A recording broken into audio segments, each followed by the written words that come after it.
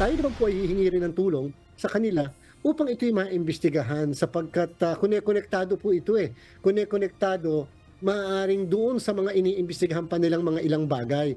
At sa atin po, identity theft at saka po bank fraud. Napakahigpit po ang Amerika sa bagay na yan.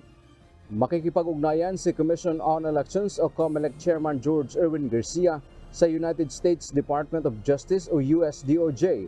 Hihingi ng tulong si Garcia para maimbestigahan kung sino ang nasa likod ng posibleng bank fraud at identity theft o paggamit ng kanyang pangalan.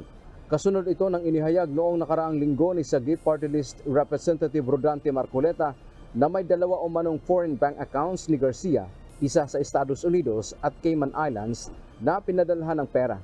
Makikita sa dokumento na iprinisinta ni Marcoleta na ang nagpadala ng pera ay Jaleo Consulting LLC firm na nakabase sa Florida, USA. Jaleo Consulting, kasi gusto nating alamin sino talaga ang may-ari nung 2 accounts na binanggit.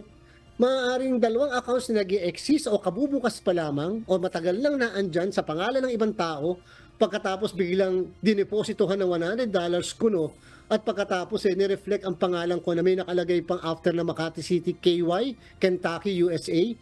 Pagkatapos pinalabas na akin yon. Sa ngayon, direktang pakikipag-usap muna ang kanilang gagawin, ngunit kalaunan ay susulat din sila sa Department of Foreign Affairs ng Pilipinas hinggil sa bagay na ito.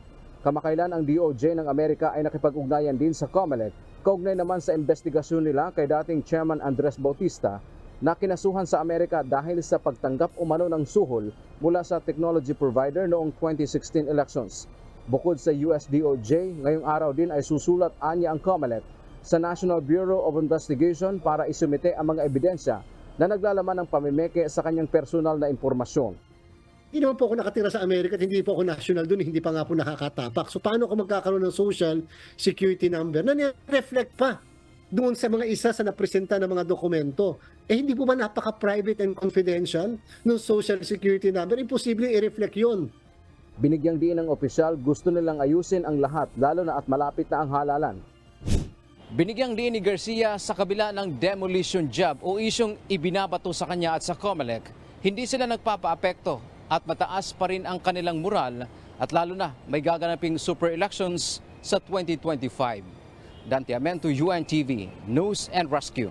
Diyos ang aming sandigan, serbisyo publiko ang aming pinahahalagahan.